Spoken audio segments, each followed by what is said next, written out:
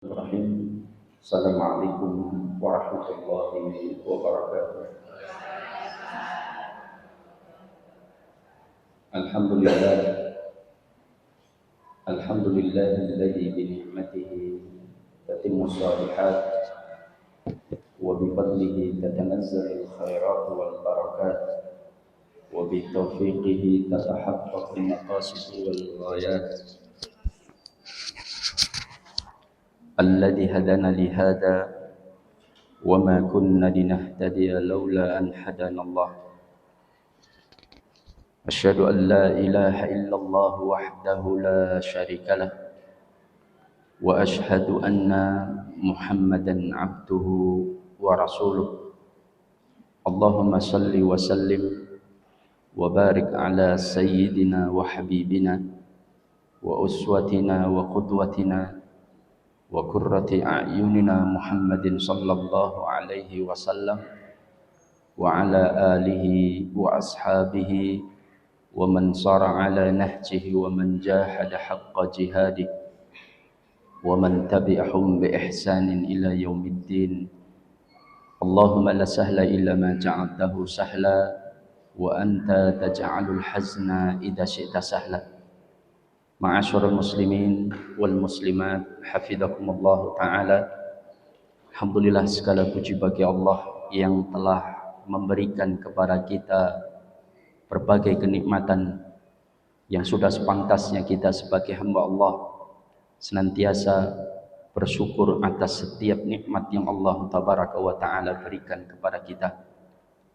Dialah Allah tabaraka wa taala yang begitu luas rahmatnya, yang rahmatnya meliputi seluruh dosa-dosa hambanya.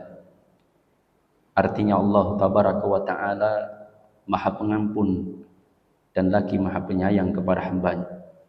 Dialah Allah yang memiliki nama Ar-Rahman, Ar-Rahim. Ar-Rahman adalah zat yang memberikan rahmatnya kepada seluruh makhluknya, baik dia taat kepada Allah maupun dia durhaka kepada Allah tabaraka wa ta'ala. Kita bisa melihat bagaimana Allah masih memberikan kesempatan orang-orang yang ingkar kepada Allah, bahkan menantang Allah tabaraka wa ta'ala, bahkan tidak mengakui Allah, itu pun masih diberikan kesempatan hidup dengan penuh kenikmatan di atas muka bumi ini. Inilah rahmat Allah tabaraka wa ta'ala yang senantiasa mengajak kepada Fir'aun dengan mengirimkan dua nabinya, Nabi Musa dan Nabi Harun alaihi wassalam, dan Allah pun masih berpesan kepada keduanya, faqula lahu qawlan layyinan la'allahu yatadzakkara aw yakhsha.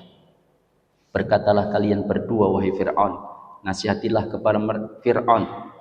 Berkatalah kalian berdua wahai Musa dan Harun alaihi wassalam, untuk menyampaikan nasihat kepada Fir'aun. Agar apa? La'allahu yatadzakkara aw yakhsha, agar dia menyadari, ingat kepada Allah atau takut kepada Allah tabaraka wa ta'ala. Inilah Allah subhanahu wa ta'ala yang begitu sayang kepada setiap hambanya, melebihi sayangnya seorang ibu kepada anaknya. Tetapi hamba banyak yang tidak menyadari betapa luasnya rahmat Allah subhanahu wa ta'ala. Allah masih menutupi aib setiap hambanya, meskipun aib itu dilakukan berulang-ulang. Allah masih memberikan kesempatan kepada hambanya untuk kembali kepada Allah tabaraka wa ta'ala. Dialah Allah yang begitu luas rahmatnya kepada setiap seluruh makhluk-makhluknya. Kemudian Allah memiliki sifat Ar-Rahim. Ar-Rahim adalah rahmat Allah yang hanya Allah berikan kepada orang-orang yang beriman. Itulah orang-orang yang beruntung, yang mendapatkan jalan yang diberikan nikmat oleh Allah Subhanahu wa taala. Sebagaimana doa kita, siratal ladzina an'amta 'alaihim ghairil maghdubi 'alaihim waladdallin. Maka kita mohon diberikan petunjuk oleh Allah senantiasa agar berada di jalan yang diberikan nikmat oleh Allah, yaitu jalannya orang-orang beriman, jalannya hamba-hamba Allah yang kelak masuk ke dalam jannahnya Allah tabaraka wa ta'ala. Maka jamaah dimuliakan Allah, betapa besar nikmat Allah yang kita tidak bisa membalas. Meskipun andaikan mampu, sejak lahir kita langsung tahajud misalkan. Ya. Kalau ada bayi kemudian lahir, dia langsung tahajud karena lahirnya jam 12 malam. Tahajud sampai dia tidak berhenti tahajud, tidak berhenti sholat, tidak berhenti zikir, sampai dia tua umur 100 meninggal, itu belum bisa membalas nikmat yang Allah Subhanahu wa taala berikan kepada hamba. Maka oleh karena itulah surga yang mudah-mudahan kita semua mendapatkannya, itu didapatkan bukan karena amal soleh kita, bukan. Kita tidak mampu membeli surga dengan amal soleh kita. Meskipun Allah memberikan gambaran-gambaran seperti hal adullukum ala tijarah tunjikum min adzabin alim. Allah mengajak dagang kepada hambanya, iya. Tapi sesungguhnya amal-amal kita tidak setara dengan kenikmatan yang ada di surga. Maka surga itu didapatkan dengan rahmat Allah, keridhaan Allah Subhanahu wa taala. Dan rahmat ridhonya Allah itu didapatkan dengan cara kita taat kepada Allah, menjalankan amal-amal saleh. Yang dengan itu Allah Subhanahu wa taala ridho dan memberikan rahmatnya kepada kita, dan kita pun dimasukkan ke dalam Jannatun Naim. Jamaah dimuliakan Allah, pada kesempatan pagi hari ini saya mengucapkan terlebih dahulu, karena ini pertama kali setelah puasa Ramadan, saya ucapkan taqabbalallahu minna wa minkum. Mudah-mudahan segala amal soleh kita semuanya, puasa, sholat, zakat, umroh bagi yang berangkat, kemudian sedekah, kemudian qiraatul Quran, dan segala apapun dari amal soleh yang kita lakukan pada bulan Ramadan, semuanya diterima oleh Allah Subhanahu wa ta'ala, dan kita ditetapkan menjadi hamba-hamba yang diampuni dosanya oleh Allah, dan kita ditetapkan hamba yang dimasukkan ke dalam Jannatun Naim, surga yang penuh dengan kenikmatan. Jamaah dimuliakan Allah, inilah harapan kita semuanya, agar Ramadan yang kita lakukan betul-betul menggugurkan seluruh dosa-dosa kita dan menghantarkan kita ke dalam jannahnya Allah. Yang kedua, saya juga mohon maaf apabila banyak kesalahan, dan pasti ada. Wong tekone telat terus itu. Kadang lupa barang. Jadi sudah saya prediksi jam 7 saya berangkat, sampai sini nggak telat. Tapi ternyata jam setengah 7 mau masak, kayaknya nggak nyandak ya. Akhirnya kemudian saya ngajak makan anak-anak warung, kemudian baru berangkat ke sini, ngantarkan dulu sekolah, baru berangkat sini. Ternyata terlambat juga.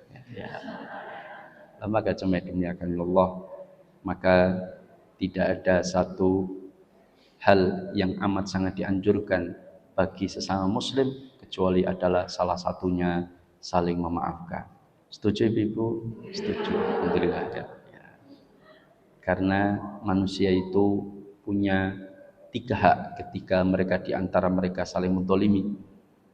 1 membalas, 2 menuntut di akhirat, yang ketiga memaafkan. Dan kata para ulama, orang-orang yang memaafkan itulah tingkatan yang paling tinggi. Dia membalas berarti selesai, nggak ada tabungan sama sekali. Kalau dia menuntut di akhirat, betul ada tabungan. Tapi apakah dia mampu mengalahkan pahala memaafkan? Kata para ulama, tidak. Maka memaafkan itu tingkatan yang paling tinggi. Maka jamaah dimuliakan Allah, dan memaafkan itu kata para ulama merupakan kunci agar manusia itu awet enom. Meskipun dia tidak mengoleskan anti aging setiap hari, meskipun tidak ke salon, tetapi ketika hatinya begitu lapang, selalu tersenyum, dan ia ridho dengan semua takdir Allah Tabaraka wa Ta'ala, inilah orang yang disebut oleh Syekhul Islam orang yang telah mendapatkan surga dunia dan akan mendapatkan surga akhirat. Tema kita pagi hari ini yaitu tentang setan. Mengerikan ya, Bu ya. Kenapa? Ya, temanya ya, bukan kitanya. Temanya pagi hari ini kita akan membahas tentang setan. Betul nggak judulnya? Betul kan? Ya, tentang setan. Bagaimana setan itu menggoda manusia dan apa tingkatan-tingkatan setan menggoda manusia. Kita harus ingat bahwa setan ini terus-menerus menggoda manusia. Mereka tidak lelah untuk menyesatkan manusia. Kenapa? Karena mereka dedengkotnya, yaitu iblis, itu telah bersumpah di hadapan Allah Tabaraka wa Ta'ala. Apa sumpah iblis? Ketika Allah Tabaraka wa Ta'ala menetapkannya dia makhluk yang sesat dan mengusirnya dari surganya Allah. Kenapa makhluk yang sesat? Karena iblis ini sudah bertemu dengan Allah, ya atau tidak? Dia ini makhluk yang diciptakan tahu betul ada surga dan neraka, tapi masih ingkar, itu luar biasa ya, bejatnya. Dan iblis ini dosanya satu, apa ibu? Tidak taat kepada Allah dan menyombongkan diri. Dia merasa lebih baik dari Adam alaihi salam. Inilah yang membuat Allah murka kepada iblis. Nah, maka jamaah dimuliakan Allah, iblis pun bersumpah di hadapan Allah. Qala rabbi bima aghwaytani la uzayyinanna lahum wa la ughwiyannahum ajma'in illa ibadaka minhumul mukhlasin. Sehingga dalam sumpah iblis itu secara tidak langsung, inilah luar biasanya Allah Subhanahu wa Ta'ala yang memberikan kunci kepada kita supaya kita itu terbebas, supaya kita itu selamat dari tipu daya iblis dan setan dari bala tentaranya, itu dengan satu cara. Dan cara itulah justru disampaikan sendiri oleh iblis, ya atau tidak? Dalam sumpahnya, qala rabbi bima aghwaytani. Ya Allah, iblis saja masih mengakui Allah, ya tidak? Ya. Karena buktinya apa? Qala rabbi, wahai, berkata iblis, rabbi, wahai Rabbku yang menciptakan aku, yang menguasai aku, yang memelihara aku. Itu iblis mengakui. Jadi kalau ada manusia tidak mengakui Allah, janjane luwih bejat saka iblis, ya tidak? Ya tidak, iblisnya masih mengakui Allah Tabarak. Qala rabbi, wahai Rabbku, bima aghwaytani, dengan sebab engkau telah menjadikan aku makhluk yang tersesat, engkau menetapkan aku, maka la uzayyinanna lahum wa la ughwiyannahum ajma'in. Aku bersumpah aku akan menjadikan indah segala bentuk kemaksiatan. Nah, inilah yang kemudian dijelaskan oleh para ulama, tingkatan-tingkatan setan dalam menghiasi segala bentuk kemaksiatan yang akan menjerumuskan kepada manusia. La uzayyinanna lahum wa la ughwiyannahum ajma'in. Dan aku akan sesatkan mereka semuanya. Dengan apa aku hiasi semua dosa-dosa itu tampak indah dalam pandangan manusia. Makanya muncul sebuah slogan, rumput tetangga lebih hijau daripada rumput sendiri. Betul nggak? Iya. Makanya jangan heran kenapa ada seorang laki-laki yang punya istri yang sangat cantik, kutilang, kuning tinggi langsing misalkan, ya. Kalau bahasa laki-laki jalanan itu. Nah, itu begitu cantik, tapi kok malah justru berzina dengan pembantunya yang jauh lebih, nggak ada apa-apanya dengan kecantikan istri. Betul. Kenapa bisa demikian? Karena begitulah setan menghiasi segala apa yang tidak dimiliki oleh manusia dari perbuatan yang dilakukan adalah perbuatan dosa. Itu akan tampak lebih cantik di hadapan pandangannya. Itu karena setan menjerumuskan hal demikian. La uzayyinanna lahum, aku akan hiasi seluruh kemaksiatan-kemaksiatan. Wala ughwiyannahum ajma'in, dan dengan itu aku akan sesatkan manusia ke dalamnya. Seluruhnya, kata iblis, illa kecuali hamba-hambamu yang mukhlasin. Ya, mukhlasin itu apa ibu? Hamba-hambamu yang ikhlas, dengan tingkatan yang tinggi keikhlasannya. Maka itulah kunci dari seorang manusia yang ingin selamat dari tipu daya iblis. Nah, sekarang yang kedua, bahwa setan itu adalah makhluk yang tidak terlihat oleh pandangan manusia. Betul nggak, Ibu? Ya. Setan dibiarkan oleh Allah untuk menggoda manusia, ya silahkan. Tapi Allah memberikan kunci selamat dari setan. Jadi Allah tidak zalim.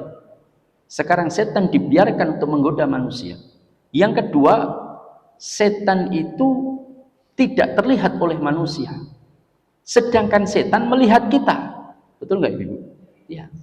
Setan melihat kita, gerak-gerik kita, kelemahan kita, dia pelajari. Oh, si fulan itu kalau digoda dengan harta, dia nggak mempan. Dia kuat, dia betul-betul hanya mencari harta yang halal. Oh, si fulan itu kalau digoda dengan jabatan, dikasih jabatan apapun, dia nggak mau. Karena dia tahu bahwa jabatan itu bisa menjerumuskan dia kelak di akhirat. Tapi ternyata si fulan itu sangat tidak kuat kalau digoda dengan perempuan cantik. Ya sudah, setan akan lebih fokus bagaimana menjuda manusia itu dengan perempuan cantik. Ya. Maka akan dihiasi perempuan-perempuan itu ketika dilihat oleh dirinya lebih menarik daripada apa yang dia miliki, yaitu istrinya. Maka itulah cara setan. Dia mempelajari kita setiap saat. Full 24 jam. Ya, karena ada setan pagi, ada setan siang. Ya. Betul Ibu. Setan itu punya shift. Ya. Jadi tidak hanya manusia saja yang pabrik yang itu ada shift. Setan punya shift. Ada setan pagi, ada setan malam. Setan siang dan setan malam. Makanya pergantiannya adalah ketika waktu maghrib.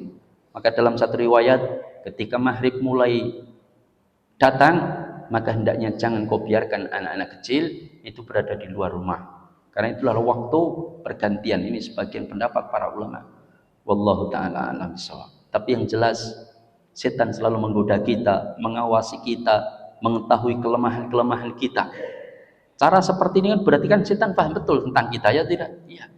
Maka oleh karena itulah kita betul-betul diminta oleh Rasulullah SAW untuk berlindung kepada Allah Subhanahu wa ta'ala.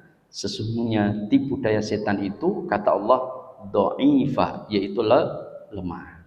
Maka kita berlindung kepada Allah. A'udzubillahi minasyaitonir rajim, atau a'udzubillahi minasyaitonir rajim. Ya, ini adalah doa kita berlindung dari setan. Maka ada 3 doa, ya, ada 3 surah yang merupakan surah yang biasa digunakan untuk meruqyah, untuk menghindarkan atau menjauhkan setan darinya. Surah apa itu? Trikul. Ya. Qul huwallahu ahad, Allahus samad, lam yalid wa lam yulad wa lam yakul lahu kufuwan ahad. Ini surah tentang al-ikhlas. Surah di mana bagaimana kita betul-betul bergantung hanya kepada Allah. Allahus samad.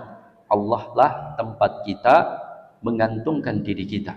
Maka berarti kita betul-betul tidak menjadikan setiap ibadah kita itu ada tandingan selain Allah Tabaraka wa Ta'ala.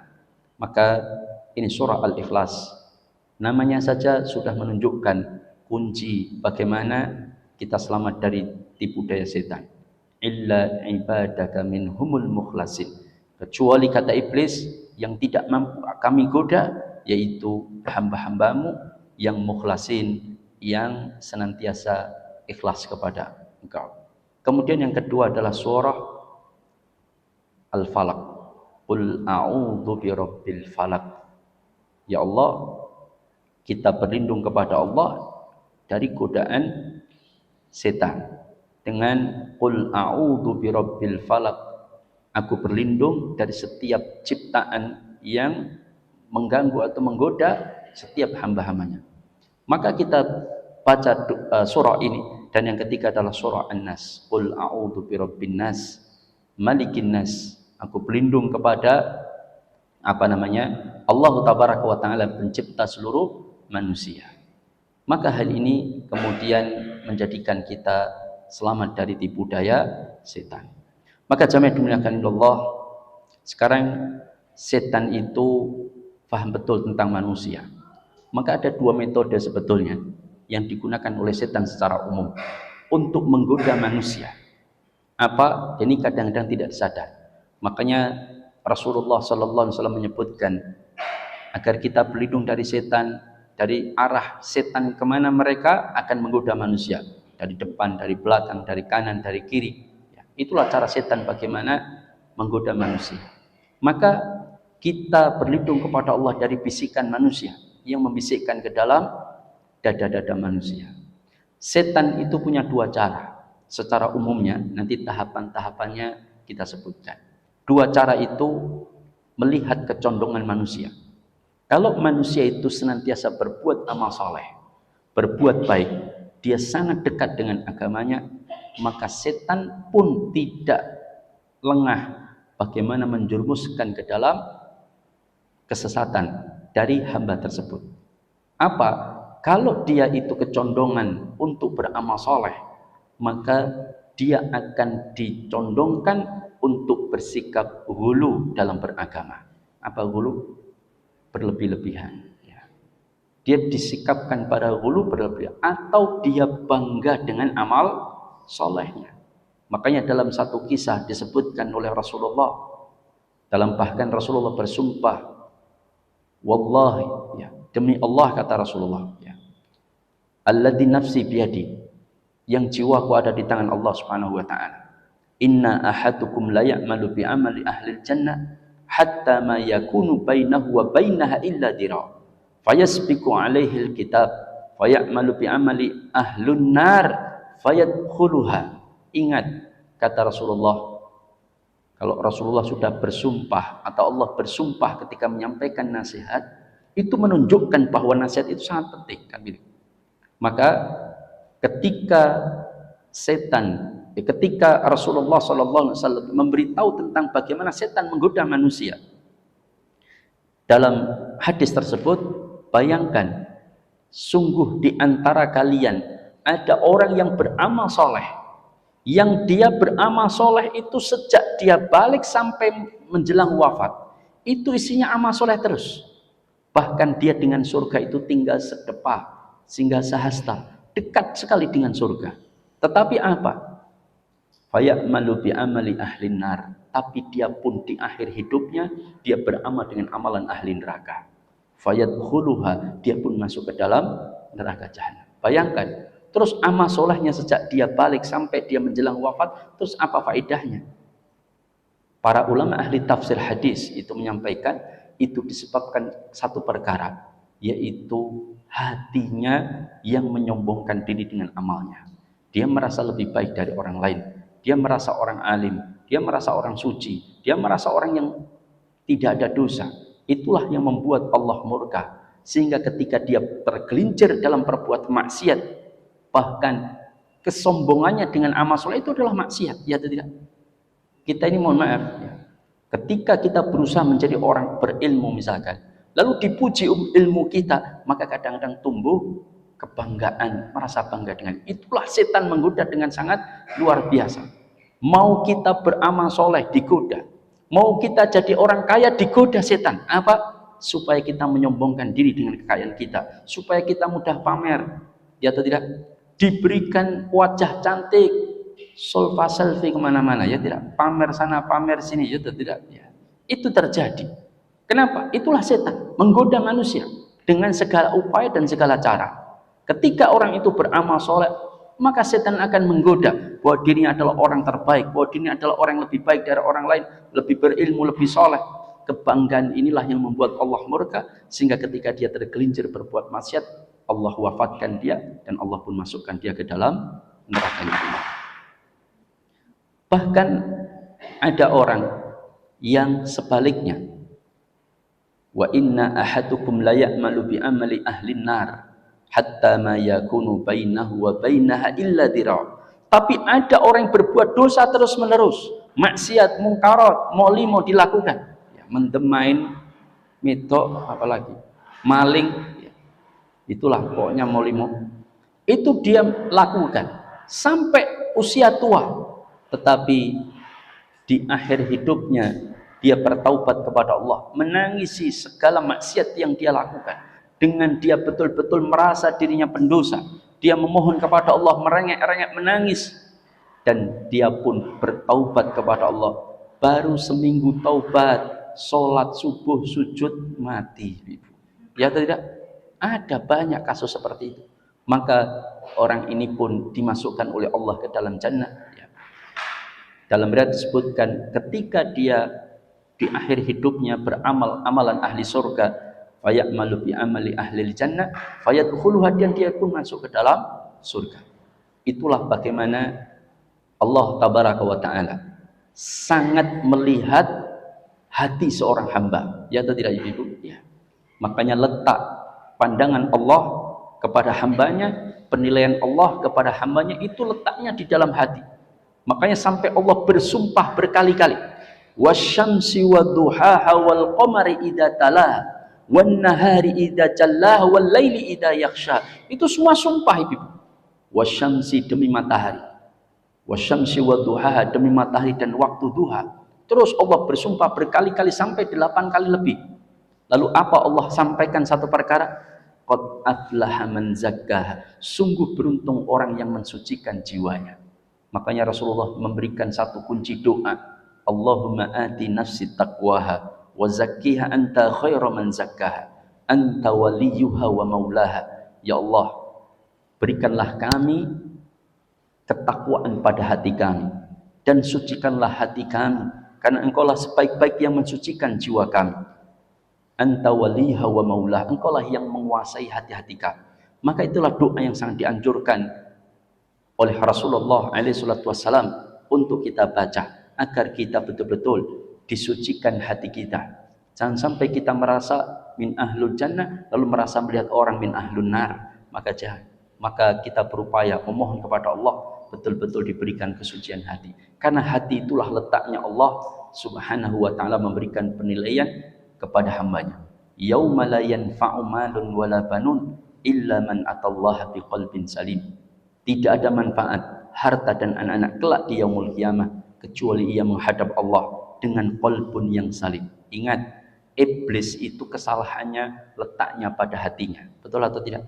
Karena sombong itu adalah letaknya di dalam hati. Dia merasa dirinya lebih baik. Maka itulah yang membuat Allah tabaraka wa ta'ala murka kepada iblis. Ingat, ketika iblis mengatakan la uzayyinanna lahum wa la ughwiyannahum ajma'in illa ibadaka minhumul mukhlasin. Kecuali yang tidak mampu aku goda itu adalah hamba-hambamu yang mukhlasin. Dan ikhlas itu letaknya di dalam hati. Makanya mensucikan jiwa itu adalah perkara yang sangat terpenting dalam kehidupan kita. Sehingga para ulama membuat sebuah kitab, memberikan satu pembahasan khusus yang mereka sebut dengan tazkiyatun nafas. Tazkiyah, pensucian an-nafas, yaitu jiwa, hati kita. Maka inilah jalan orang-orang yang beruntung yang senantiasa mensucikan jiwa mereka. Maka jamaah dimuliakan Allah, inilah perkara yang amat sangat penting. Dan masjid ini dinamakan Masjid Al-Ikhlas. Supaya orang-orang yang datang ke sini, hamba-hamba Allah itu menjadi orang-orang yang ikhlas, orang-orang yang mukhlasin. Itu yang diharapkan. Maka jamaah dimuliakan Allah, ini cara setan. Kalau dia orang yang senantiasa beramal soleh, berbuat baik, maka dia akan dijerumuskan dengan sikap hulu, berlebih-lebihan. Salah satunya adalah menjadikan mereka kelompok yang disebutkan oleh Rasulullah alaihi salatu wassalam, yaitu kelompok Khawarij yang hulu dalam beragama, sehingga mudah mengkafirkan kaum muslimin, mudah menyesatkan kaum muslimin, keras terhadap kaum muslimin, dan tidak punya rasa kasih sayang terhadap sesama kaum muslimin. Inilah orang-orang yang hulu, yang mereka mudah. Makanya sampai Khabbab, seorang sahabat Rasulullah sallallahu alaihi wasallam, pernah bersafar dengan istrinya, lalu melalui satu wilayah yang dikuasai oleh orang-orang Khawarij. Orang Khawarij itu luar biasa ibadahnya, ibu-ibu. Sampai Rasulullah mengatakan, kalian wahai para sahabatku akan merasa minder kalau melihat ibadah-ibadah mereka. Mereka ibadah itu sampai wajah mereka pucat. Malamnya tahajud terus, siangnya puasa terus. Sunnah dilakukan. Tapi mereka itu agama tidak sampai ke tenggorokannya. Paham? Maka inilah yang disebutkan oleh Rasulullah sallallahu alaihi wasallam. Maka ketika lewat Khobab, maka Khobab ditanya, siapa engkau? Saya sahabat Rasulullah. Bagaimana pendapatmu tentang kami? Maka Khobab ini memberitahu, sungguh Rasulullah telah memberitahukan kepada kami ada orang-orang yang bersikap hulu dalam agama mereka. Agama itu tidak sampai ke tenggorokan mereka. Mereka begini, disebutkan sifat-sifatnya. Akhirnya Khobab ditangkap dan disembelih mereka. Bayangkan, Muslim, sahabat Nabi disembelih mereka. Dan istrinya dikeluarkan janinnya karena sedang hamil. Inilah ujian yang harus diterima Khobab. Ya, maka inilah kelompok seperti ini berat. Ya, maka kadang-kadang ketemu sama Muslim nggak mau salam, senyum aja kadang nggak, ibu-ibu. Ya atau tidak? Ya, sekedar senyum aja. Ya. Tapi kadang-kadang terhadap orang kafir malah lunak mereka. Ya. Padahal dalam Islam itu disebutkan di dalam Al-Quran bagaimana seorang Muslim itu saling berkasih sayang di antara sesama Muslim. Kalau ada Muslim yang salah, kita nasihati secara baik-baik. Ya. Kemudian tidak bersikap kasar terhadap sesama Muslim. Ini hulu, berlebihan dalam agama. Ada pula orang yang berlebihan dalam agama, dalam perkara-perkara yang jelas itu melenceng dari akidah. Ya. Misalkan menganggap berlebihan kepujiannya kepada Rasulullah SAW. Andaikan bukan karena Muhammad, maka tidak akan diciptakan segala alam semesta ini. Nah, ini sudah melenceng dari akidah yang dijelaskan oleh para ulama. Ini hadis palsu, ibu-ibu. Ya. Ada hadis ini bertebaran di kalangan orang-orang sufi. Andaikan bukan karena Muhammad, maka tidak akan diciptakan seluruh alam semesta ini. Seluruh alam semesta itu belum ada, tapi Allah menciptakan dulu Nur Muhammad. Ini adalah hadis palsu. Maka jamaah dimuliakan Allah, ini dibantah oleh para ulama, ini tidak benar. Ini berlebihan kepada Rasulullah SAW. Maka Rasulullah telah mengingatkan, jangan kau berlebihan menyanjungku, sebagaimana orang-orang Nasara berlebihan dalam menyanjung Isa ibnu Maryam sehingga mengangkatnya menjadi Tuhan, kan begitu. Makanya sampai Rasulullah mengingatkan, wala taj'alu qabri 'idan, jangan engkau jadikan kuburanku itu sebagai hari raya. Betul atau tidak? Ya, ini Rasulullah yang mengatakan, jangan berlebihan. Didatangi tiap tahun kuburannya dijadikan hari raya, tidak boleh. Rasulullah melarang, wala taj'alu qabri 'idan, jangan kau jadikan kuburanku sebagai hari raya. Ada enggak kaum muslimin seperti ini? Ada.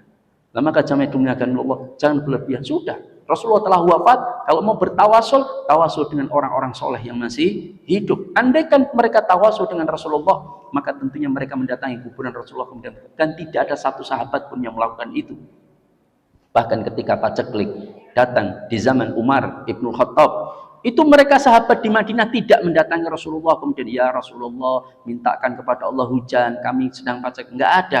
Mereka datang kepada Umar, ya Umar, dulu ketika hidup kami bertawasul dengan Rasulullah, memohon kepada Allah melalui Rasulullah agar Rasulullah berdoa kepada Allah, dan Rasulullah berdoa maka diijabahi doanya. Tapi sekarang Rasulullah sudah wafat, maka karena bukankah Rasulullah mengatakan, idza mata ibnu Adam in qata'a amaluhu illa min thalatha. Anak Adam itu kalau meninggal itu selesai amalnya, dia tidak bisa beramal lagi untuk berdoa kepada Allah agar memberikan yang masih, itu sudah selesai. Hadis ini sudah cukup membantah, kata para ulama, bertawasul kepada orang soleh yang sudah meninggal hukumnya haram, tidak boleh. Dan ini pendapat ahli sunnah wal jamaah, akidah para 4 imam madhab. Meskipun ada yang berpendapat boleh, yang monggo silakan, itu resiko ditanggung masing-masing.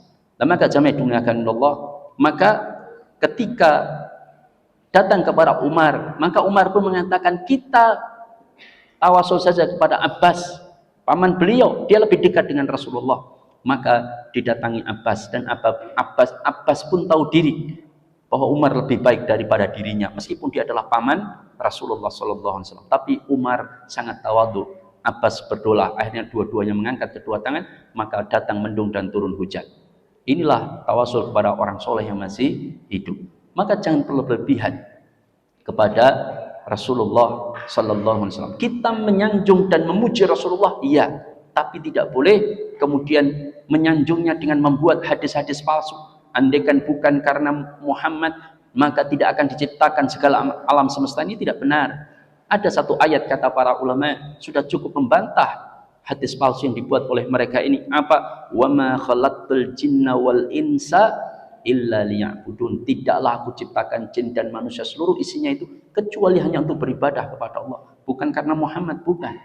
Maka jamaah dimuliakan Allah, inilah yang kadang-kadang manusia dijerumuskan pada kondisi-kondisi yang mereka tidak menyadari. Mereka bersikap hulu dalam agama mereka, sehingga mereka menciptakan sarana-sarana yang menganggap bahwa sarana-sarana ibadah itu lebih mendekatkan diri mereka kepada Allah, pada Rasulullah tidak mencontohkannya. Maka ini sikap yang pertama, jika mereka sangat rajin beribadah, maka setan membelokkan ibadah mereka. Setan akan membuat mereka ghulu dalam ibadah mereka. Tetapi jika mereka itu orang yang kecondongan bermaksiat, nah maka setan akan menggoda mereka, akan terus bermaksiat kepada Allah Subhanahu wa ta'ala dengan segala bentuk maksiat yang kecondongan manusia itu bermaksiat. Kalau dia mudah digoda dengan perempuan, setan akan terus menghiasi perempuan-perempuan yang dilewatinya agar dia terus tergoda dengan pikirannya, dengan perbuatannya. Kalau dia adalah orang yang tergoda dengan jabatannya, maka setan akan terus menggoda dengan jabatan dan pangkatnya. Saya itu pernah ketemu seseorang, dia minta nasihat kepada saya, Ustadz, tolong nasihati saya. Apa Pak? Sampai hari ini saya itu belum terima tidak menjabat. Bayangkan ibu-ibu, saya dulu Ustaz, antum tahu saya kan? Ya, dia pejabat tinggi. Kalau saya sebut mungkin jenengan tahu. Dia pejabat tinggi, terkenal. Saya itu dulu namanya masuk mobil, dibawakan kopernya, pintunya dibukakan ajudannya, masuk ditutup. Setiap acara besar di kota Solo Raya atau Jawa Tengah, dia selalu diundang, ya tidak, dihormati, duduk paling depan. Sekarang Ustaz, saya tidak menjabat, nggak ada orang yang menghormati saya seperti dulu. Saya belum terima hati saya seperti itu, Ustaz. Bayangkan ibu-ibu, saya baru menyadari ternyata ada orang yang model seperti ini. Berat hidupnya. Dia itu baru bahagia kalau orang itu siap Pak, kan gitu kan? Ya. Monggo Pak, ya, monggo paling depan. Datang di undangan nggak ada yang gagas, ya tidak. Itu dia merasa kecewa itu. Saya itu pejabat besar dulu kan gitu kan. Ini berat. Nah, maka sampai dia mengatakan, makanya saya ya jadi dosen ini, jadi dosen tamu supaya saya dapat penghormatan. Saya nggak nyari duitnya, duit nggak ada apa-apanya buat saya kan itu. Tapi saya mencari penghormatan luar biasa. Sehingga kalau lewat ada mahasiswa, monggo Pak, dia merasa senang. Dia merasa dimuliakan, dihormati. Ini naudzubillah. Setan begitu menancapkan bagaimana di dalam hatinya bahwa hidup yang baik adalah hidup yang setiap orang menghormati dirinya. Oh, ini mengerikan ibu. Ya. Maka saya baru tahu ada model seperti itulah setan. Dia akan menancapkan kecenderungan di mana dia bermaksiat, itu akan dihiasi terus agar dia terus terjerumus dan senantiasa berbuat maksiat. Maka jamaah dimuliakan Allah, ini dua perkara. Nah, sekarang tahapan-tahapan bagaimana setan menggoda manusia. Tingkatan-tingkatan setan menggoda manusia disebutkan, salah satu di sini adalah oleh Imam Ibnu Qayyim Al-Jauziyah rahimahullah. Ada beberapa tingkatan, paling tidak ada 6 tingkatan bagaimana setan menggoda manusia. Pertama,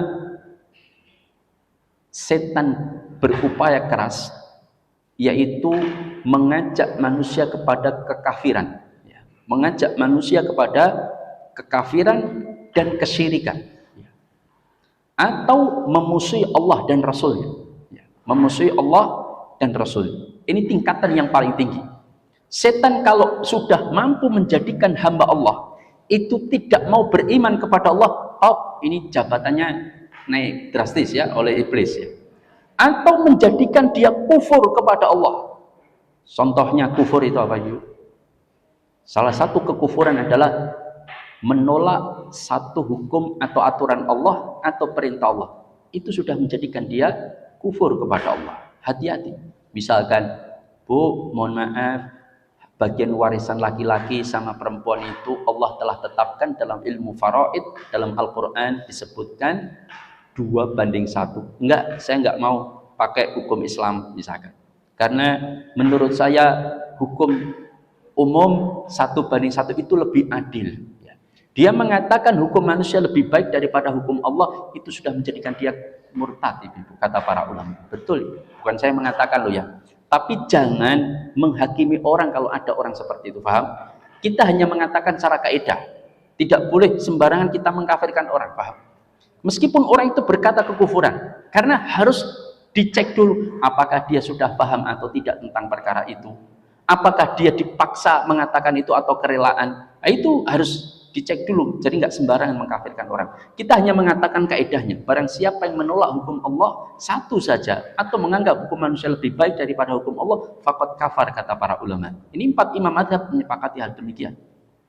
Maka kalau manusia itu tidak mampu dimasukkan ke dalam golongan orang-orang kafir, tidak mau beriman. Kalaupun beriman dia murtad, atau kalaupun dia beriman dia melakukan kekufuran, maka itu adalah tingkatan keberhasilan setan yang paling tinggi.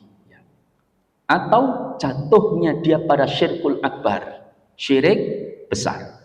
Itulah yang diinginkan setan. Karena kalau sudah jatuh pada syirkul akbar, dia jatuh pada kekufuran, maka seluruh amalnya terhapus. Salah satu bentuk kekufuran yang lain apa? Istihza, menjadikan Allah, Rasulullah dan ayat-ayat Allah sebagai bahan candaan. Itu tidak boleh. Dan ini sering terjadi di kalangan kaum muslimin, ya, baik di WA maupun di apapun. Itu nama Allah, Rasulullah dan ayat-ayat Allah sebagai bahan candaan. Padahal Allah mengatakan, "Qul abillahi wa ayatihi wa rasulihi kuntum tastahzi'un." Oh pipis. Oh pakai pempas. La ta'tadiru qad kafartum ba'da imanikum. Jangan engkau minta maaf, sungguh engkau telah kafir setelah keimanan kalian. Maka hati-hati dengan perkara-perkara kesyirikan, kekufuran dan menentang Allah Subhanahu wa taala dan Rasulnya. Ini adalah perkara besar. Dan inilah keberhasilan setan yang paling tinggi. Maka kita berdoa kepada Allah apa? Allahumma inni a'udzubika an usyrika bika wa ana a'lam wa astaghfiruka lima la a'lam. Makanya ngaji itu adalah perkara yang amat sangat penting. Imam Syafi'i itu direwangi perjalanan jauh dari Mekah ke Madinah ke Mesir itu dalam rangka mencari keselamatan dunia akhirat. Karena man salaka tariqan yaltamisu fihi ilman sahalallahu lahu bihi tariqan ilal jannah. Sekarang berapa porsi orang yang mau ngaji, duduk ngaji capek-capek, geringgingan nulis ya tidak? Ya, jika nyemplungi kotak infak barang ya. Kadang-kadang di masjid masih ada parkiran 2.000 barang ya. Itu semua adalah perjuangan kita untuk mendapatkan keselamatan di akhirat kelak. Karena dengan kita berilmu, kita tahu mana yang boleh, mana yang tidak, mana yang haram, mana yang halal, mana yang baik dan mana yang buruk. Mana jalan yang diridhoi oleh Allah. Apa mereka yang ngaji tahu bahwa sesungguhnya menganggap aturan-aturan Allah itu lebih rendah daripada aturan manusia itu menyebabkan kekufuran? Jarang mereka tahu. Karena enggak ngaji. Biasa seolah-olah mendem kepala kerbau ketika membangun itu hal yang biasa. Oh enggak apa-apa, ini adat istiadat. Ya kita namanya merakyat, harus sosial, tepos seliro hari dengan yang lain. Padahal itulah bentuk kesyirikan yang berat kan. Cuman mereka tidak tahu karena tidak ngaji ya tidak ya. Maka jamaah dimuliakan Allah, ini tingkatan yang pertama, yaitu setan menjerumuskan kita kepada kekufuran atau kesyirikan atau kekafiran. Kekufuran atau kekafiran kemudian kesyirikan atau menentang Allah dan Rasulnya. Tingkatan yang kedua,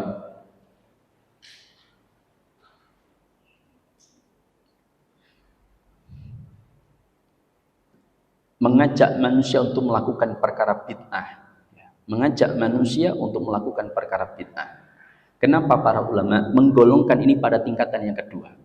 Kan ada dosa-dosa besar, ya atau tidak? Kenapa kok mendorong dulu manusia pada perkara-perkara bid'ah? Kenapa? Kata para ulama, karena perkara bid'ah itu ada 4 bahaya yang akan dialami oleh manusia. Pertama, membahayakan agama seseorang. Bukankah Rasulullah Sallallahu Alaihi Wasallam itu menyampaikan bahwa man amila amalan laisa alaihi amruna fahuwa raddun, barang siapa yang melakukan amal ibadah yang tidak aku perintahkan, yang tidak ada sunnahnya atau sunnah dari para khulafaur rasyidin, fahuwa raddun, maka dia tertolak. Sampai Rasulullah setiap khutbah Jumat itu sering menyampaikan satu nasihat. Apa? Fa inna asdaqal hadithi kitabullah. Ini bukan perkataan orang-orang Wahabi, bukan. Ya, kadang-kadang nuduh Wahabi. Ini adalah hadis riwayat Imam Muslim yang disebutkan dalam kitab Sahih Imam Muslim bahwa Rasulullah itu ketika berkhutbah beliau menyampaikan fa inna asdaqal hadithi kitabullah, sesungguhnya sebenar-benar perkataan, sebaik-baik perkataan itu adalah Al-Qur'anul Karim. Wa khairal huda huda Muhammadin sallallahu alaihi wasallam, dan sebaik-baik petunjuk adalah petunjuk Rasulullah sallallahu alaihi wasallam. Wa syarrul umuri muhdatsatuha, dan seburuk-buruk perkara adalah perkara yang diada-adakan dalam urusan agama, kata Rasulullah. Maka inilah nasihat yang disampaikan oleh Rasulullah alaihi salatu wasallam. Fa inna asdaqal hadithi kitabullah wa khairal huda huda Muhammadin sallallahu alaihi wasallam wa syarrul umuri muhdatsatuha wa kullu muhdatsatin bid'ah wa kullu bid'atin dhalalah. Ini nasihat yang begitu besar dari baginda Rasulullah sallallahu alaihi wasallam. Saya sebutkan saja, kita dengan para sahabat itu kira-kira lebih mulia mana ini? Sahabat. Amal mereka lebih besar mana dengan kita? Sahabat. Kita itu enggak ada seujung kukunya para sahabat. Sampai ada seorang ulama mengatakan betapa besarnya Abdullah bin Mubarak. Abdullah bin Mubarak itu seorang tabi'in besar. Dia di samping kaya raya dan memberikan kekayaannya untuk Islam, dia juga seorang ulama besar, seorang alim, al-allamah. Dia berguru kepada para sahabat, bayangkan. Tetapi amalnya begitu banyak, jihadnya, ilmunya, hartanya, semua betul-betul luar biasa. Tetapi apa kata para ulama? Dia nggak ada apa-apanya dengan sahabat manapun dari sahabat Rasulullah sallallahu alaihi wasallam. Kenapa? Karena tingkatan sahabat lebih mulia dari tabi'in. Nah, maka inilah yang kemudian menjadi perhatian kita. Artinya bahwa kita itu nggak ada apa-apanya dengan para sahabat. Tetapi bagaimana sahabat kehati-hatian mereka dengan melakukan perkara-perkara yang diada-adakan dalam urusan agama. Contoh, di masa Abu Bakar radhiyallahu taala anhu itu terjadi peperangan. Salah satu peperangan yang mengkhawatirkan para sahabat, terutama Umar ibn Khattab, yaitu kematian para hufaz, para penghafal Al-Quran. Bahkan disebutkan ada 70 penghafal Al-Quran yang syahid di medan pertempuran. Saya nggak tahu di perang Mu'tah atau perang mana, tapi yang jelas wafat. Maka Umar gelisah. Ini sahabat banyak yang wafat dari mereka penghafal Al-Quran.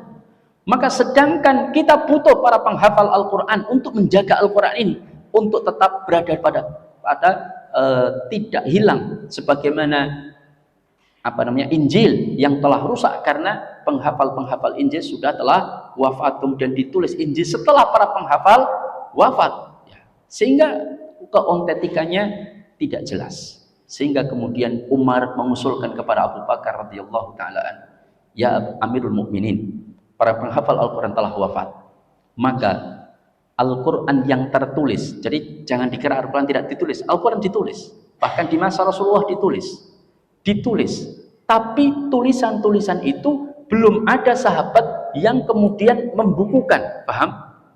Tapi sudah ditulis, ada yang menulis cuma 3 juz, ada yang menulis cuma 4 juz, ada yang menulis yang sulit-sulit saja ditulis oleh mereka, yang mudah-mudah ada di hafalan mereka. Kalau jenengan tidak perlu ditulis, hafal gitu ya.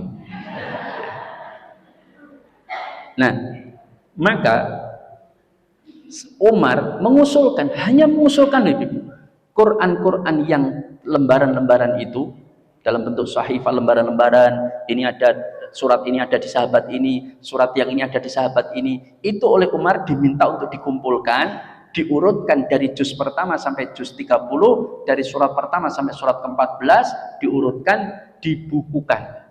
Apa kata Abu Bakar? Ya Umar, jangan kau perintahkan sesuatu yang Rasulullah tidak memerintahkannya. Ini urusan agama, paham? Ini urusan agama. Sungguh aku berat untuk melaksanakannya. Ya. Itu Abu Bakar itu. Padahal ini bukan membuat perkara kalau melakukan amalan ini nanti akan begini, kalau tidak dilakukan akan menyebabkan begini. Tidak. Ini hanya amalan masalah urusan sarana ibadah, paham? Ini baru sarana saja kekhawatiran mereka begitu besar. Bayangkan. Hanya mengumpulkan Al-Quran sampai disebutkan oleh Imam Ibnu Katsir Asy-Syafi'i. Bagaimana mereka takutnya dengan itu. Sampai Umar bin Khattab menyampaikan, bukankah Rasulullah sudah memberikan petunjuk, alaikum bisunnati wa sunnatil khulafa'ur rasyidin al-mahdiyina min ba'di. Kalaupun dikumpulkan, itu kan sunnahnya Abu Bakar, ya tidak? Dan itu kan dapat legitimasi dari Rasulullah. Tapi masih khawatir Abu Bakar As-Siddiq kalau dia membuat perkara baru dalam urusan agama. Maka kemudian Abu Bakar radhiyallahu taala anhu dinasihati, diberikan masukan, akhirnya beliau mau melakukan itu. Ketika beliau mau melakukan itu, lalu siapa yang kita tunjuk untuk memimpin penulisan pengumpulan sahifah lembaran itu dan ditulis ulang dan dijadikan satu, kita simpan sebagai panduan petunjuk, ya, agar hafalan-hafalan yang lain kalau ada yang salah rujuknya kepada Al-Quran yang sudah dikumpulkan tadi. Maka mereka menunjuk siapa? Zaid bin Thabit untuk menulis dan mengumpulkan kembali Al-Quran yang berserakan, maksudnya ada di sahabat-sahabat itu dikumpulkan. Sehingga mendatangi Zaid, apa kata Zaid? Yang memerintahkan itu orang yang lebih mulia daripada Zaid, yaitu Umar dan Abu Bakar. Yang dapat legitimasi Rasulullah, alaikum bisunnati wa sunnatil khulafa'ur rasyidin. Apa kata Zaid?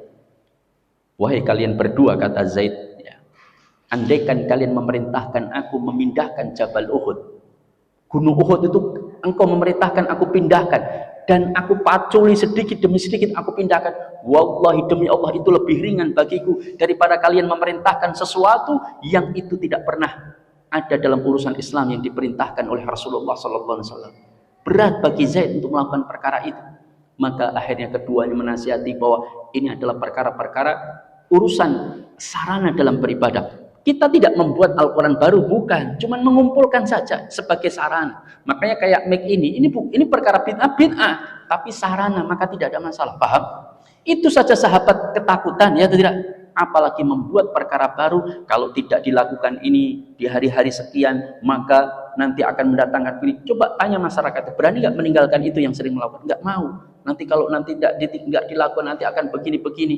Kalau dilakukan nanti akan begini-begini. Itu sudah menganggap itu sebagai sebuah ibadah. Siapa yang tanggung jawab? Makanya Sunan Kudus, kalau tidak salah Kudus atau Sunan Giri, itu nggak mau mencampur adukan antara Islam dengan perkara-perkara di luar Islam, nggak mau. Meskipun kalau menurut catatan sejarah Sunan Kalijogo masih mau. Nanti mudah-mudahan kalau mereka sudah masuk Islam sehingga kita hilangkan 37, 100 dan sebagainya, itu kita hilangkan. Tapi kenyataan sampai hari ini masih ada, ya tidak? Ya. Maka jamaah dimuliakan Allah, itulah yang dikhawatirkan. Maka jamaah dimuliakan Allah, perkara bid'ah itu sangat diinginkan oleh setan. Kemudian menjadikan kuburan-kuburan sebagai hari raya. Ya atau tidak? Ya. Itu yang kemudian dikhawatirkan perkara-perkara seperti ini. Makanya sampai Rasulullah SAW memerintahkan Ali ibn Abi Thalib, kekhawatiran Rasulullah menjadikan perkara-perkara sehingga berdoa di kuburan lebih mulia daripada berdoa di selain kuburan, kan gitu kan? Kadang ngaji di kuburan lebih dianggap mulia daripada ngaji di masjid. Bahkan kuburan dijadikan tempat ibadah. La'anallahu al-yahud wan nasara ittakhadhu qubur anbiya'ihim masajid. Terlaknat orang Yahudi dan Nasara karena menjadikan kuburan nabi-nabi mereka sebagai masjid. Ada nggak kaum muslimin yang menjadikan kuburan sebagai masjid? Tempat ibadah? Banyak ibu-ibu, silahkan. Saya ada videonya bagaimana kelompok-kelompok yang kemudian menjadikan kuburan-kuburan sebagai masjid, berdoa, berzikir di sana, bahkan sholat di dalam kuburan. Sampai para ulama sangat menyedihkan bagaimana kalian lihat kuburannya Imam Syafi'i. Ditinggikan, dihiasi, kemudian dibangun bangunan megah di atasnya, kemudian dikunjungi setiap tahun dan dijadikan sebagai acara-acara rutin, dan itu menjadikan sebagai tempat ibadah. Itu yang dikhawatirkan. Sampai ada yang tawaf di kuburannya Imam Syafi'i. Ada pula yang menyelipkan surat, kata para ulama, di kuburan Imam Syafi'i supaya Imam Syafi'i baca dan menyampaikannya kepada Allah. Nah, ini menyedihkan. Betul Ibu. Silahkan nanti dibuka YouTube kuburan Imam Syafi'i. Coba lihat videonya, menyedihkan. Makanya bahkan kalau jenengan baca kitabnya Imam Syafi'i itu memakruhkan, paham? Gali kubur, kemudian digali kuburannya, mayat dimasukkan, tanahnya dikembalikan, kemudian dia beli tanah lain untuk meninggikan kuburan itu. Itu Imam Syafi'i tidak membolehkan, paham? Biarkanlah gundukan itu dari tanah yang digali, nggak usah ditinggikan. Ya. Meninggikan sejengkal terlalu tinggi, itu Imam Syafi'i juga tidak menyukai. Apalagi di semen yang kemudian jauh lebih tinggi, ya tidak, dia di kerangkeng barang, kemudian dibangun bangunan megah, itu mubadir ini. Nggak ada manfaat bagi yang mending. Lebih baik bangunan yang mau dibangun di kuburan itu, kicing yang mau dibelikan, sumbangkan saja atas nama si mayit, malah manfaat, ya tidak, itu bermanfaat bagi dia. Maka jamaah dunia, kalau ini yang kadang-kadang perkara-perkara seperti ini jangan tapi kan kuburan-kuburan Rasulullah, kuburan para orang-orang soleh juga dikicing. Siapa yang mengicing? Itu yang mengicing orang-orang setelah mereka, kan gitu kan ya. Sebelumnya kuburan mereka biasa, tanah kemudian, tapi hulu mereka terhadap para ulama aulia itu kemudian berlebihan. Itu yang disayangkan oleh para ulama. Maka jamaah dimuliakanillah, jangan membuat perkara-perkara baru dalam urusan agama. Sampai Rasulullah mengutus Ali bin Abi Thalib. Apa pesan Rasulullah? Ya Ali, aku utus engkau ke Yaman, ratakan kuburan itu dengan tanah. Jangan sampai ada bangunan di atas. Kenapa? Karena kesyirikan dalam kuburan itu besar, ya tidak. Sehingga Rasulullah menutup pintu-pintu kesyirikan itu. Nah, maka itu dihancurkan oleh Ali bin Abi Thalib atas perintah Rasulullah SAW.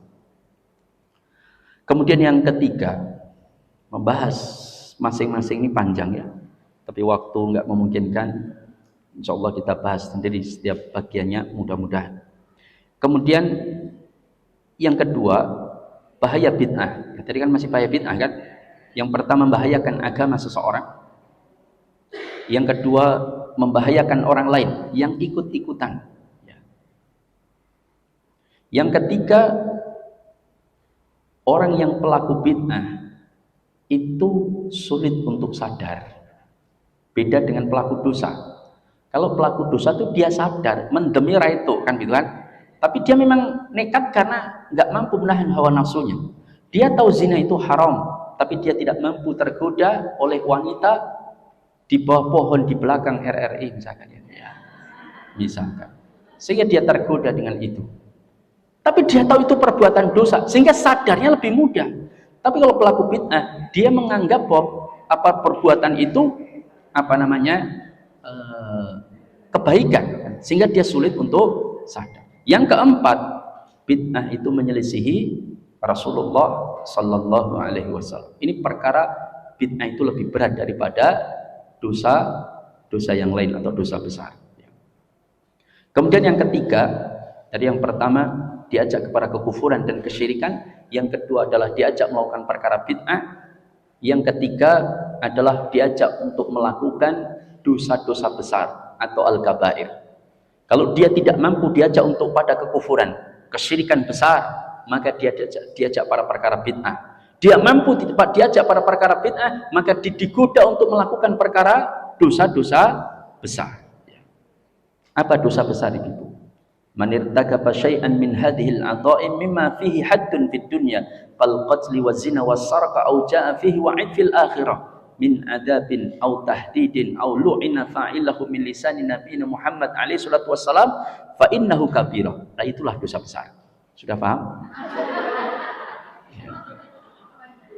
Nah, dosa besar itu dosa yang ada hukumannya di dunia. Contoh, zina dirajam, kan gitu kan? Zina, yang belum menikah dicambuk, mencuri dipotong tangan, ya kan? Itu dosa besar. Atau dosa yang ada laknat dari Allah maupun Rasulullah sallallahu alaihi wasallam. La'anallahu al-yahud wan nasara ittakhadhu kubra anbiya'ihim masajid. Allah melaknat Allah melaknat Yahudi dan Nasara yang menjadikan kuburan Nabi mereka sebagai masjid. Nah, maka itu termasuk dosa besar. Maka ini adalah ada laknat.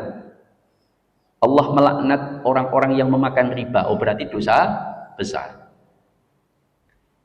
Kemudian dosa besar itu adalah ada ancaman hukuman di akhirat.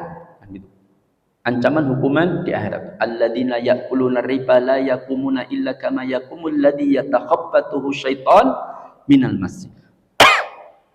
Pemakan riba nanti akan dibangkitkan di akhirat dalam keadaan sempoyongan. Oh, berarti ancaman. Berarti dia termasuk dosa besar. Nah, itu definisi dosa besar.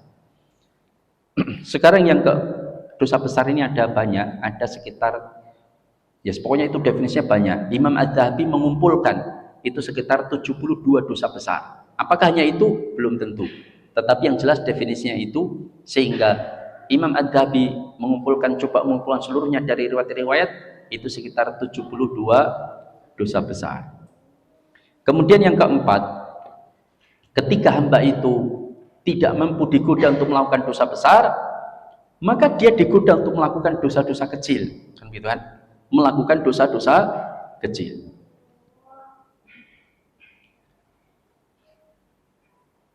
Rasulullah SAW menyampaikan, jauhilah kalian dosa-dosa kecil, karena dosa kecil itu seperti suatu kaum yang singgah di satu lembah, lalu datanglah seseorang demi seseorang membawa kayu untuk dikumpulkan ke dalam satu tempat.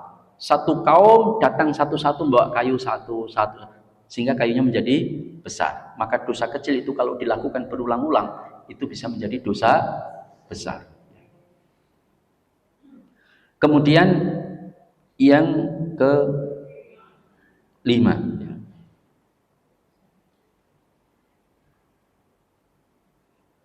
yaitu disibukkan dengan perkara yang bersifat mubah tapi tidak ada pahala. Paham?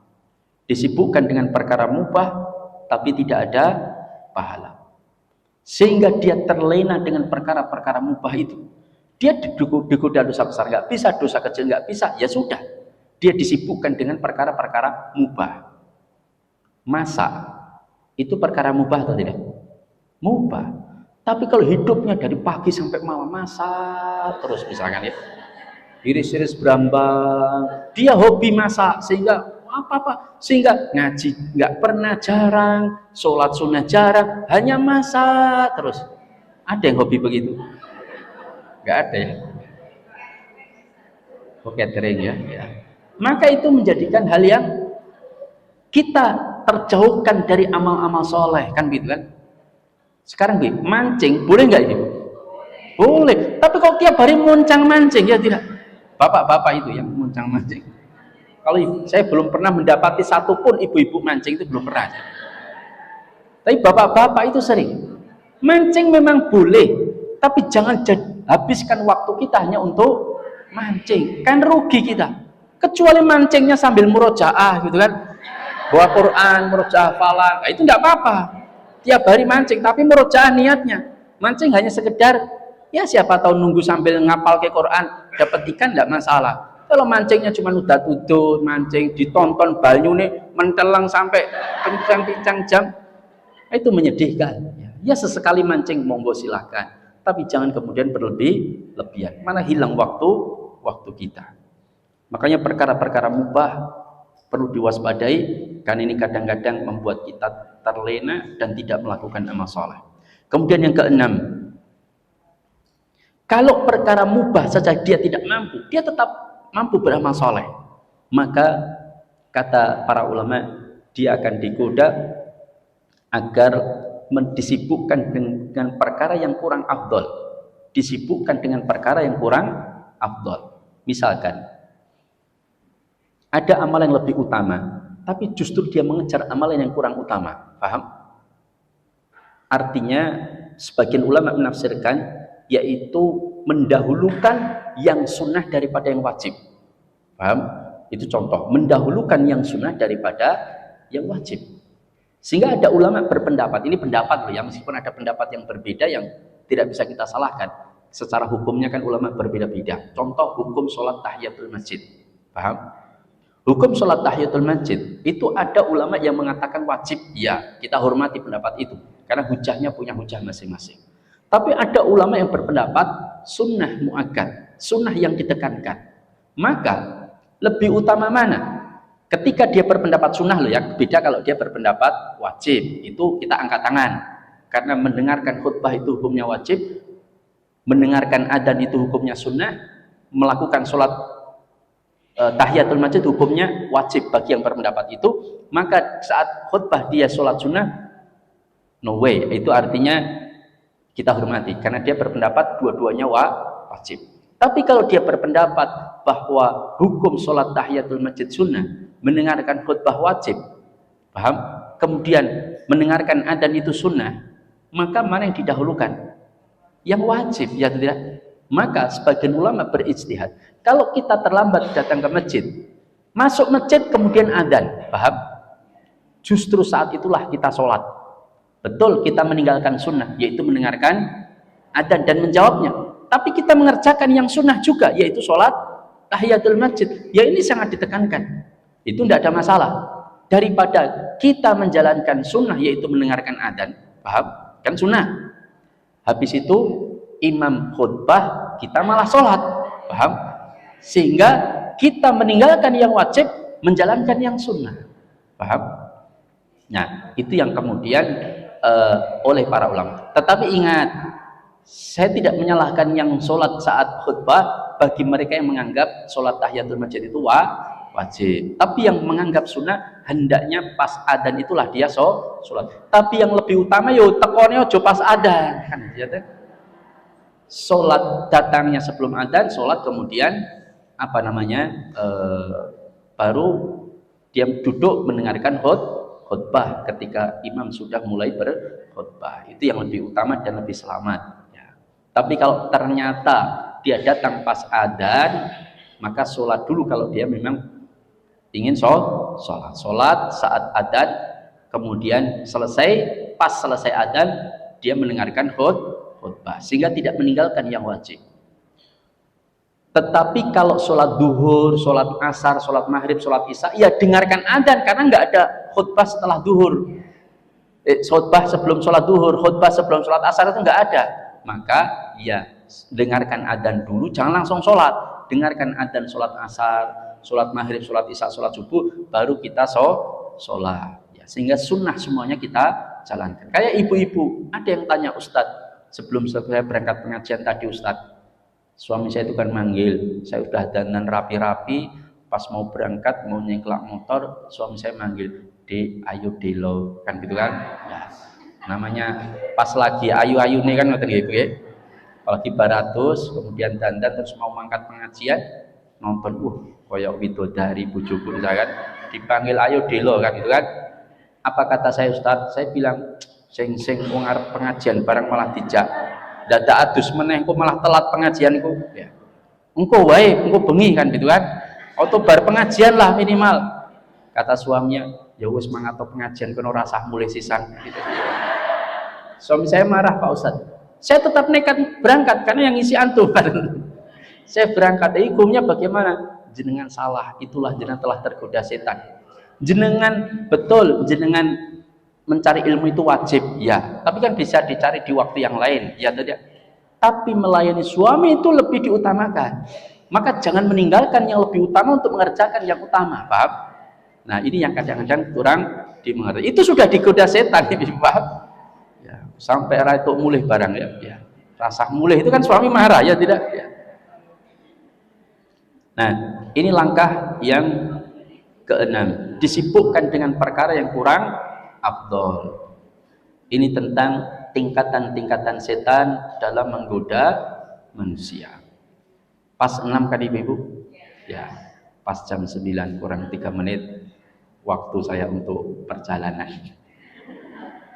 Demikian jamaah hidup muliakan Allah, mudah-mudahan apa yang saya sampaikan bermanfaat. Kurang lebihnya saya mohon maaf. Saya tidak bisa buka sesi tanya jawab karena waktunya memang mepet. Ini sesungguhnya bahan yang sangat panjang penjelasannya ya. Perkara syirik saja itu dijelaskan tersendiri panjang. Perkara bid'ah dijelaskan tersendiri itu juga panjang.